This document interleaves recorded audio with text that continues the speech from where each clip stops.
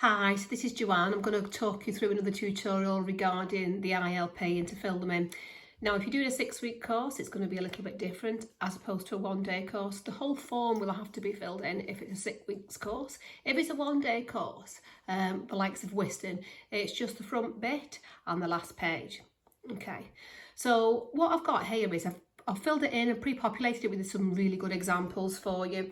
So I'm just going to zoom in if I can. And let's just sort of move that there a bit. Okay, so here, learn a name. For the purpose of this exercise, I've just called it S. Smith. And when we're looking at the goals 1, 2 and 3, we really need to be thinking about the mental health and well-being of those. Okay, so for example, it could be to improve confidence.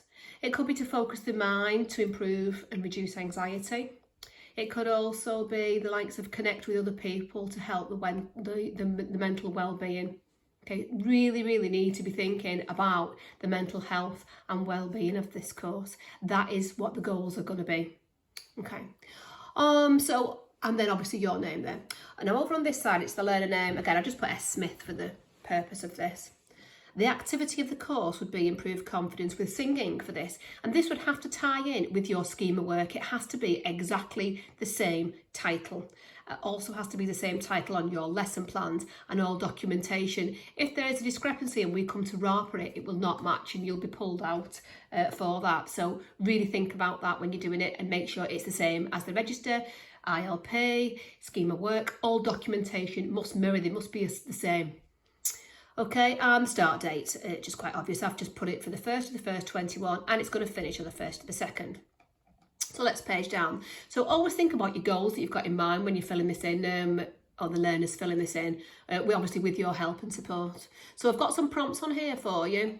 So week 1 would have to be the 1st of the 1st, 21. Again, this would have to actually tally in with your scheme of work. So on the 1st of the 1st, 21, you would have to be doing the same information that is going to be on here. You would also do the same information on your lesson plans as well, if you happen to do lesson plans. Okay, so week 1, what would we expect? If it's a 6-week course, it would be slightly different, okay?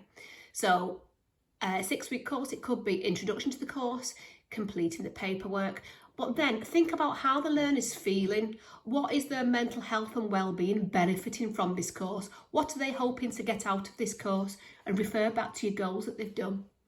So thinking about the goals, they're talking about improving confidence, focusing the mind to reduce anxiety and connect with other people. So that's what their goals are for this particular course. So in that instance, they have to relate to each other and they also have to be well-being and mental health goals.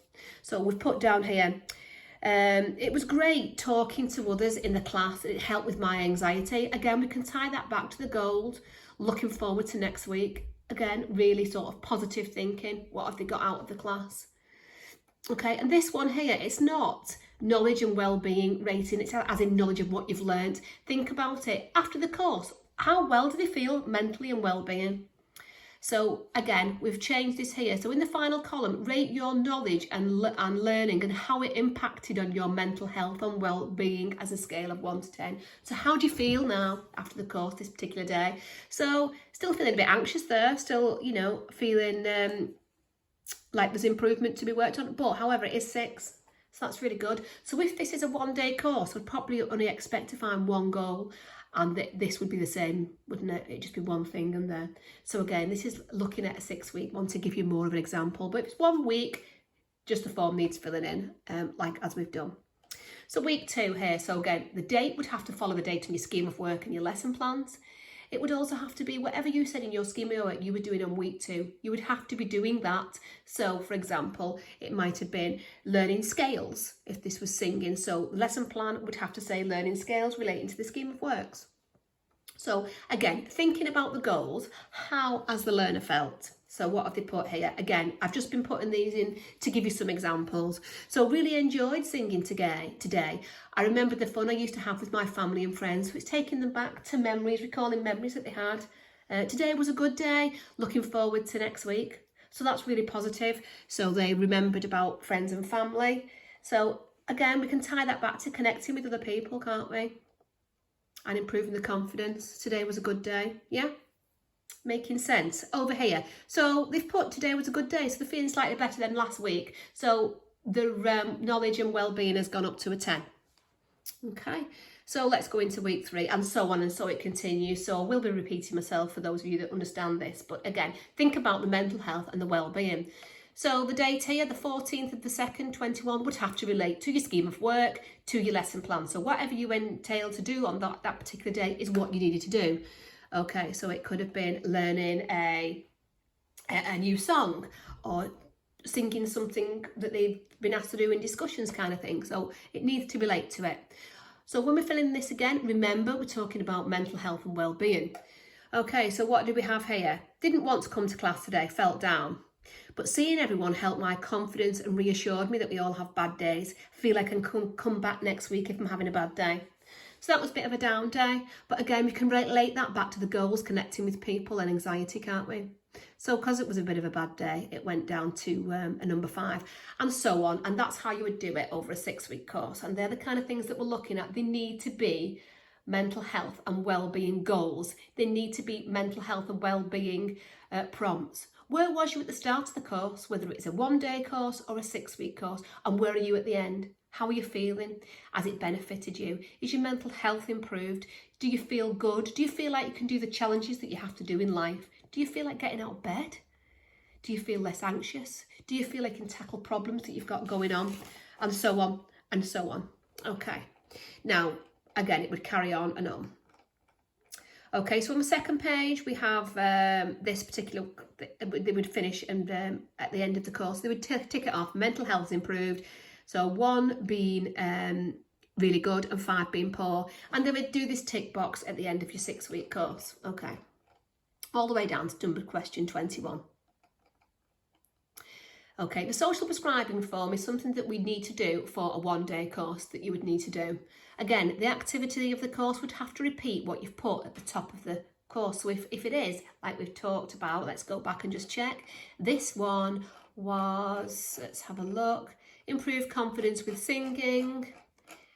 So if we go all the way back down to title of course, it would have to be improve confidence with singing. It needs to mirror it as your lesson plan, as your scheme of work. It needs to be exactly the same for RAPA purposes. Okay, tutor, again, that's going to be yourself. So it would be S. Smith. Did you enjoy the activity you participated in? It's a quick box. So we've got 1, 2, 3, 4, 5, 6, 7, 8, 9, 10, 11, 12, 13, 14, 15 questions. And it is just basically a tick box for these people. So your 1-day course, this must be filled in. Now, I know we can't perhaps always do it in paper versions in the ward. So the tutor's responsibility is to fill this in. So you've got a 3-hour session. It doesn't take 3 hours all the time. So if you really can, it's non-negotiable from Alex. It needs to be filled in. We need this in if Ofsted come in, and we need this for our RAPA. So it's a tick box with them. So spend a few moments with each learner and go around on your laptop and fill it in appropriately. If we can, really good to get some comments. Really enjoyed the course. Whatever it is, didn't feel like joining the course, but it's made me think about maybe going back into education. Didn't think I could be interactive with other people. I really enjoyed learning a new skill. I think I'd like to do another course. Whatever they're feeling to enhance their mental health and well-being, and what needs to be here in these comments. And I know it's difficult and not everybody wants to fill it in, but if you could encourage them, that would be really good. And obviously their name. Okay. And again, for a 6 weeks course, these need to be filled in. And also, if they're for a 1-day, is there any other courses that they'd like to do? So we could look at putting them on the course, wherever it may be, just a quick tick box, and that would be really useful. Okay, and at the end of the 6-week course, this has got to be filled in. Again, name, phone number, email, and so on. So that's the ILP tutorial. I hope it'll help you. All the time that we're filling this in, every single time, we've just really got to think about mental health and well-being. Why this? Whatever subject it is you're teaching, whether it's history, whether it's floristry, whether it's craft, whether it's mental health, whether it is singing or dancing or cake making, whatever it is, it needs to be focused on mental health and well-being, and the course is second. So think about the benefits. Is it that singing makes me feel good? Is it that the history takes me back to a happy time in my childhood?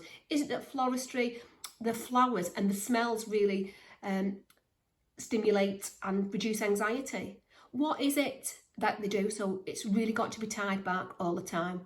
Okay, so This is there now to help. Any issues, give me or Eliana or Alex a ring. We're there to support you. Email us, and good luck with your teaching. Well done, guys.